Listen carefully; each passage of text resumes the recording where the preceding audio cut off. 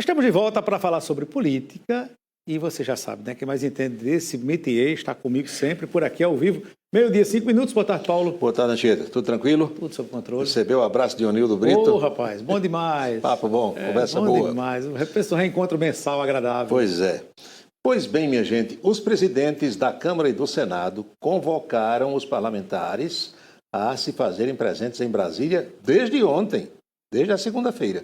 Por quê? Porque tem a quinta-feira, que é o feriado de Corpus Christi, e a gente sabe que depois de quarta ninguém mais trabalha. Quem estiver em Brasília quer voltar para os seus estados. Ainda mais agora, quando muitas cidades estão abrindo seus festejos juninos, é o caso de Campina Grande. Então, Rodrigo Pacheco e Arthur Lira para Brasília para fazer votações, porque hoje tem uma reunião do Congresso Nacional que deve apreciar, entre outras coisas, aqueles vetos presidenciais. Lembram? Ficaram pendentes, deixa para depois. Parece que vai ser hoje. E o senador Marcelo Castro, que é do Piauí, ele publicizou uma espécie de agenda assim, de compromissos que foram firmados entre os parlamentares, que a gente mostra agora para você. Foi deliberado que nós teremos sessão terça-feira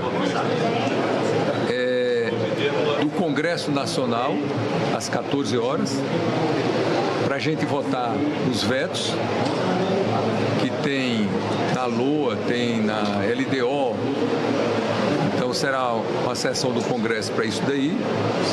Quarta-feira nós teremos sessão semipresencial para apreciar o PL 1213 de 24, que trata da reestruturação de várias carreiras dos servidores públicos. E o que eu julgo assim, um compromisso dos líderes, do presidente Rodrigo Pacheco, mais importante, é da gente votar o Código Eleitoral no dia 5 de junho, na CCJ, e no dia 6 de junho, a gente fazer uma sessão de debates no plenário da Casa para a gente discutir o fim da reeleição para os cargos executivos de prefeito, governador, presidente da República, a introdução ou não de 5 anos de mandato e também a coincidência ou não das eleições. Uma pauta... Pauta pesada, pauta cheia, pauta com muitos assuntos, com muitos temas importantes. Como tem sido importante também as discussões em relação àquela história da taxação das compras de produtos chineses. Muito brasileiro compra, e aqui para nós bem baixinho, não é só brasileiro pobre não, de classe C, D e E, não. Tem brasileiro rico que também compra, porque tem produtos atrativos, convenhamos que sim. E há determinados produtos que você encontra naqueles catálogos aí das empresas chinesas que você não encontra aqui nas lojas, mesmo em lojas de importados. Esse tema, Anchieta e amigos, da taxação das bugigangas, que é assim que Lula chama, foi também discutido no Jornal da Cultura.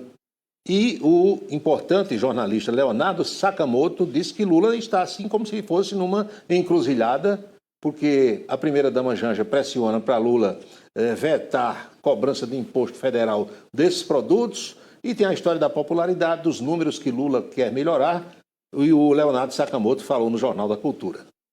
O Lula está com um encalacramento para resolver, né? De um lado, você tem um fato de uma parte da classe média baixa, principalmente, está com acesso a produtos de consumo, né? De uma forma facilitada. Você vai tirar da mão dela isso neste momento. Você tem uma classe média alta, classe alta, que acaba gastando fora do Brasil, trazendo o celular, trazendo o computador e não é taxado. Por outro lado, você tem uma indústria, como a Juliana colocou, que sai prejudicada. E tem até uma situação mais agravante ainda, que eu estudo há muitos anos, a questão do trabalho escravo contemporâneo. A indústria nacional do setor têxtil e do setor de confecções tem apanhado muito nas últimas décadas para combater o trabalho escravo na sua cadeia de valor. É um assunto também, viu, para muitas discussões, porque é verdade que tem produto que concorre com os produtos nacionais, outros não.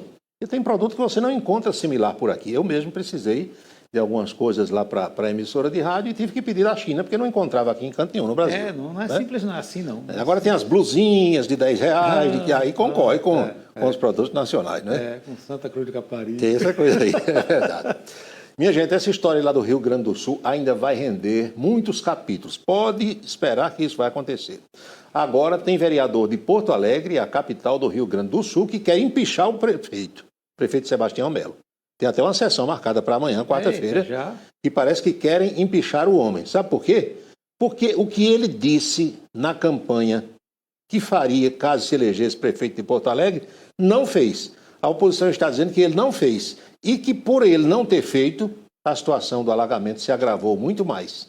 E aí publicizaram ontem, e a gente reproduz aqui agora para você, um trecho do que prometia Sebastião Melo na última campanha eleitoral para prefeito de Porto Alegre. Vamos ver.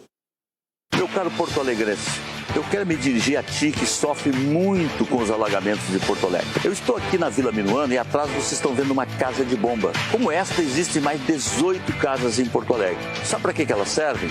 Para bombear a água da chuva quando vem a chuvarada. E a prefeitura lutou muito para receber um dinheiro a fundo perdido de 120 milhões, sendo que 80 era para quê? Reformar as casas de bombas e colocar geradores próprios, porque quando vem a chuvarada, geralmente cai a energia e caindo a energia e não tendo gerador próprio, o que acontece? A água não é bombeada. E o atual governo perdeu todos os prazos para apresentar esses projetos perante a Caixa Federal e o cidadão continua sofrendo com os alagamentos. Portanto, se o prefeito atual não mudou a sua vida para melhor, mude de prefeito. Se o prefeito não mudou a sua vida para melhor, mude de prefeito. Então, pessoal, vamos mudar agora. Rapaz, olha, é sério. A gente, impressionante, Paulo, a gente está observando que depois daquela enchente grande de 1941, né? Sim. Aí foi feita uma obra de contenção lá enorme. Sim, aqueles diques, aquilo tudo. É muito grande. É uma tubulação enorme. Só que nunca houve manutenção, né?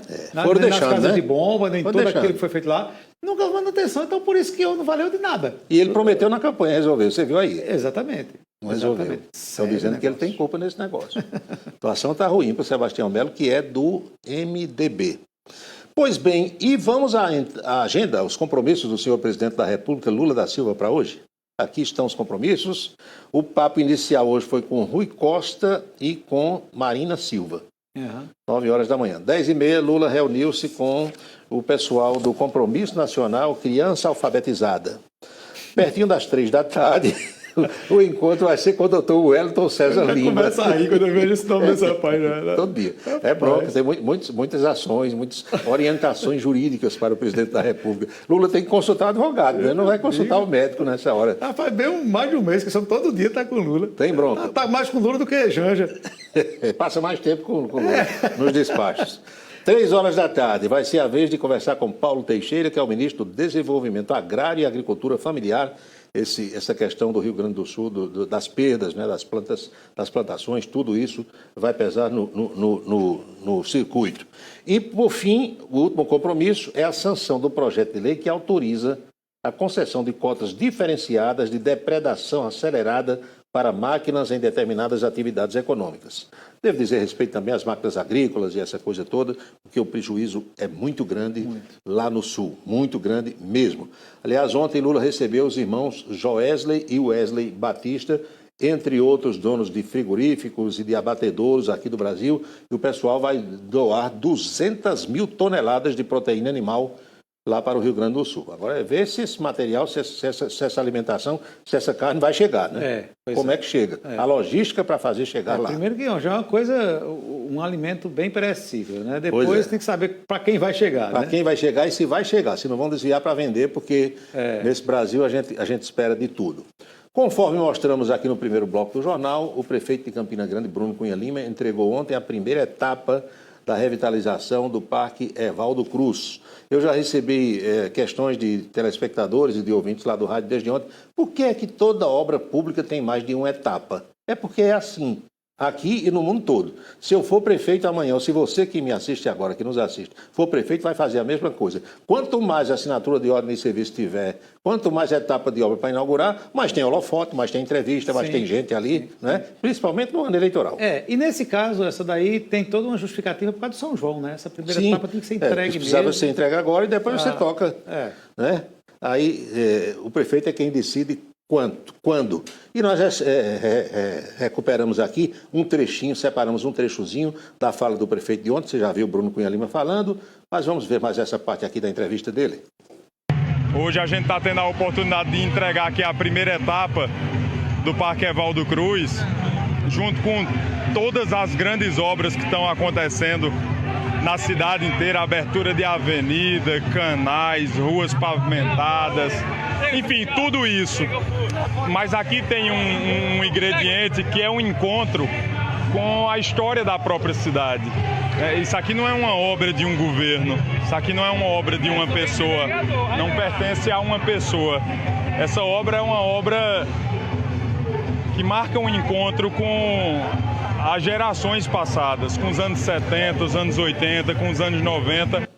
Meu amigo. Quem não é dessas gerações que não frequentou... Eu tirei foto por ali já. Acho que você tirou. Todos nós tiramos, com né? certeza. Tinha fonte, funcionava, né? Aquelas exatamente. coisas todas.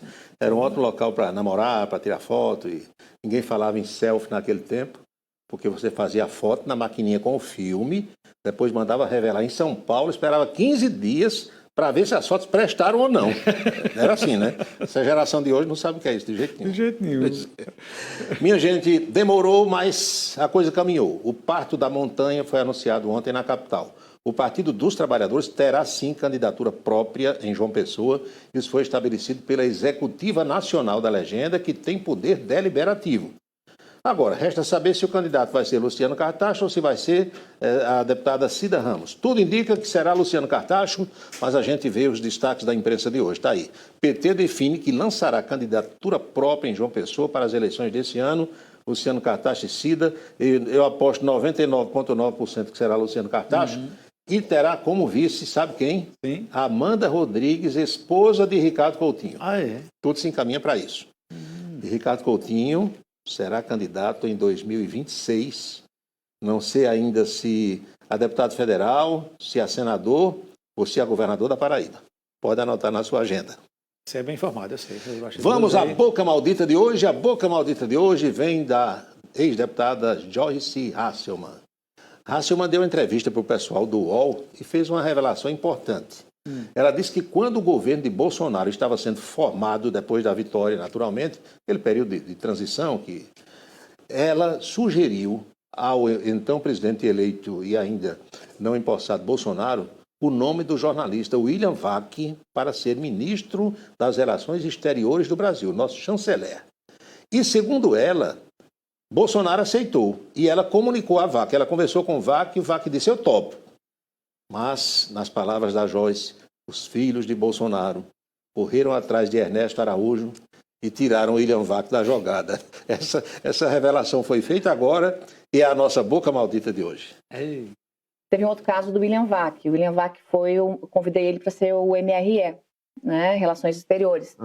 Ele topou. Topou? Topou. E, curioso. Quando ele estava se organizando para ir para Brasília, eles atravessaram aquele imbecil do Ernesto Araújo.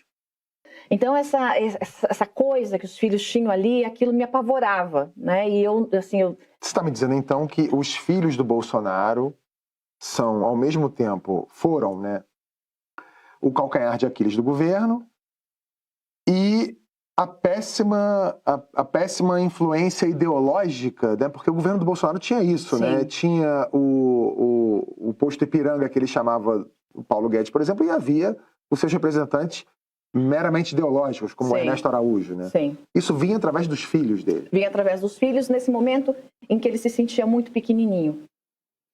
Você vê que a gente vai sabendo das coisas à proporção que o tempo vai passando, não é?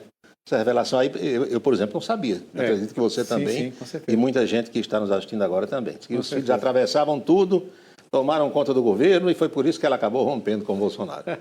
É isso, Anchieta, foi a nossa boca maldita de hoje. É isso aí, Paulo. Amanhã tem mais, né? Se Deus quiser. E um abraço ao grande Onildo. Onildo disse que hoje ia assistir para saber qual era a boca maldita. Insistiu para que eu dissesse, eu digo, não, boca maldita é sempre uma surpresa. Isso só sabe na hora. Na hora. Nem eu sei, mesmo.